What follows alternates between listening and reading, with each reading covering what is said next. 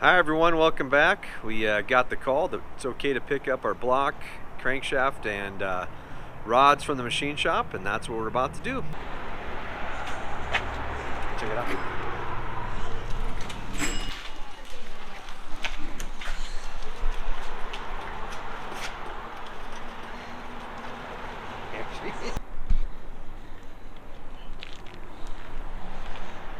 Treat your crankshaft like your baby. Got the block loaded up, got the rods and the pistons, and we will get these wrapped up and secure for the trip home. We'll go inside here in a second and inspect our cylinder head with Ken.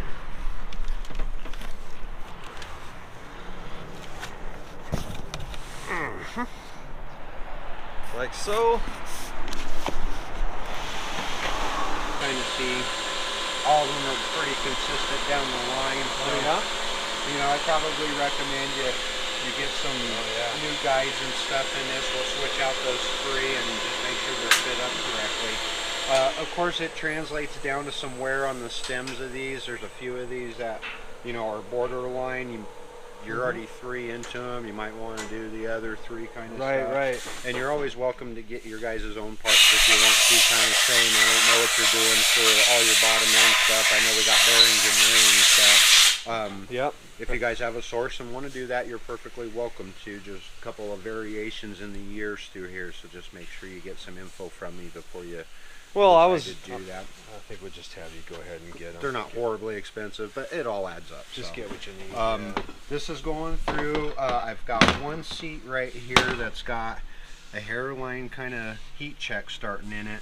So what we usually do is take it and cut it out and put a hardened seat in it and kind of cut that crack out of there. This year they're all hardened, right? And they're flame hardened. Yeah, they're going to be like you know, just a cast iron with a flame hardening process that they do from the factory.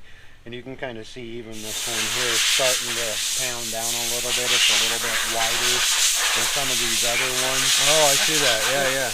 And that usually happens with something that's been ran for a while. Like you can see, I don't know, this is kind of some things that you'll kind of see over time. But if you take this valve and kind of tap it in this seat here, you can kind of feel that valve wants to stick on this seat. And that usually means that they don't have the guide kind of square to the seat. Oh, right. It usually... So they should be off a little bit, right? When you do a angle or so?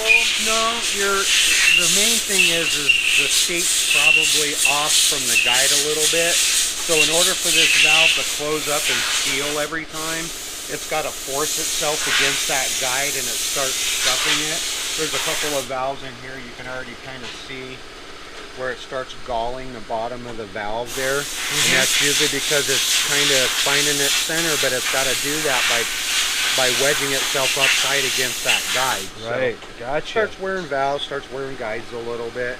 And my guess is maybe when they switched out the guide, they didn't have the equipment to do it right, or, you know. So, and I can tell you, this block did come up, the block and this head came from a friend of mine who had a tractor shop in the middle of Iowa do this job. So I would imagine they used what they had.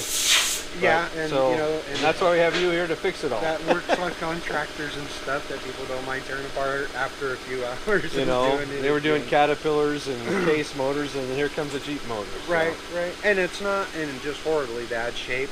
Other than just the normal stuff that you'd probably see on something like this, you know, guides are pretty common on all these old cast iron heads. The water plugs, you can kind of see some of them are sunk in, some of them are out a little bit. They don't look rusted through by any means. I can't really see these ones. Even this one here really probably should be put in a little bit more. So if you wanted the brass plugs to kind of match your block and all that stuff, we can switch those out and make sure do the brass, do the valves and the guides as you see it fit for sure in the seats. Yeah, we'll go over the prices and stuff with you. Got one bad bolt hole there. Kind of see the threads are all crumbled out there, so I usually probably put a helicoil in it for you, so you're not trying to do that on the car or anything. No, it'd be nicer to do it now, that's for sure. Sure.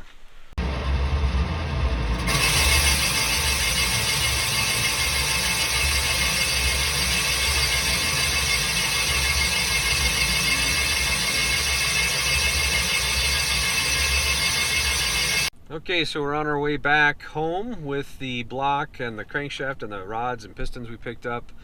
Rods and pistons are ones that I already had that we're going to reuse. They look like they're in great shape. We'll clean them up a little bit more. Of course, they used them for the final bore on the block. So the block has had its last bore about 60 thousandths over, and the crankshaft's been turned as well, probably for its last time, but I have no reason to believe we're not going to get a lot of life and mileage out of these. So when we come back next time, we'll be picking up the cylinder head, and we'll have a great new head with new valves, 3-angle valve job, valve seals. It's gonna be great. So let's get home, unload this block, get it mounted on the stand, and get it ready to for assembly.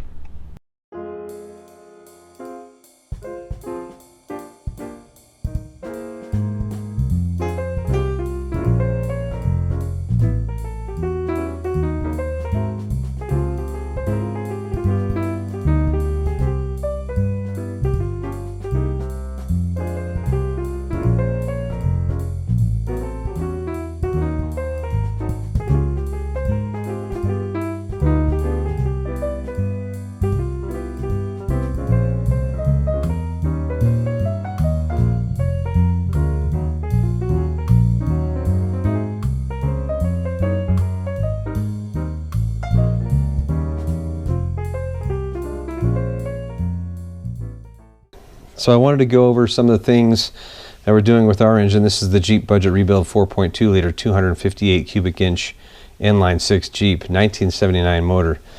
Some of the things we're going to be reusing, others we won't. And I'm talking about engine internals. First thing I wanted to go over is our push rods. When we remove the push rods, I labeled which lifter bore they came out of. You'll be able to see that. Keep them in order. However you want to label it, intake, exhaust, exhaust, intake, or you can just label them 1 through 6 and keep them in order with the original orientation of your block.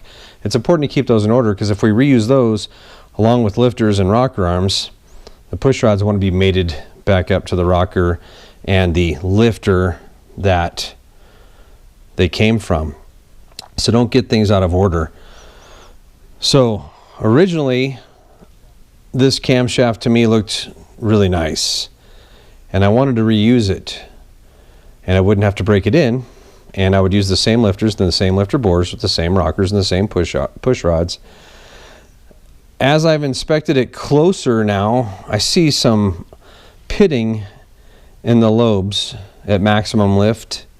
That's not gonna work, so we'll end up replacing this camshaft, which means I'll get a new set of lifters as well. But it's just a little too rough right there. I also measured all the base circles of the cam lobes, and I measured the max lift of each cam lobe, and they came up with quite a swing, anywhere between 14 thousandths and 15 thousandths between them all. 14 on the base, 15 on the actual lift.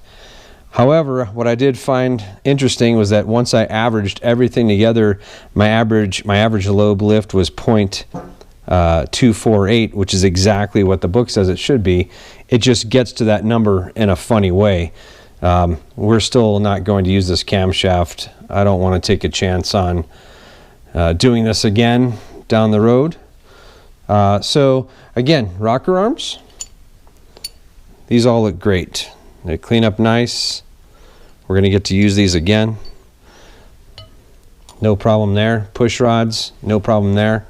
We can use those in a new cam and lifter set. That's fine. But save money where you can. If you don't need to replace it, don't. But take the time to inspect it carefully to make sure. The other thing I want to reuse, if you remember from the previous videos, we had a 40 over block given to us that needed to be bored. The existing block that came out of the Jeep was already at 60 over. So what we did is I pulled the 60 over piston and rods, and we're going to use those in the 40 over block that's now been bored to 60. So this is what you start with. This is kind of what things looked like. Covered with carbon. They actually looked quite worse, but I've had them soaking a little bit. It's a cast aluminum piston, so make sure you don't use any sort of cleaner with an extreme pH, low or high. Scotch-Brite pads and just simple degreasers work just fine. It looks pretty gross. You'd think, oh yeah, I'm just going to buy new pistons. There's really no need to. Then you have to bake your rods, press your pins, put them back on. A lot of extra work. You do have to clean the grooves, and we have tools for that. When you're all finished, this is what it looks like. Nice, clean, new, polished piston. This is going to be reused. All of these will be reused. There's nothing cracked, bent, or broken about these. There's no reason why we cannot use these. So these 60 over pistons that were in the existing block, they're going to be used in the new block that was given to us at 40 over. So it's important when you remove all of your push rods, label which lifter bores they come out of. Same with your rocker arms. Don't get them out of order. And I can show you a picture, show you what it looks like.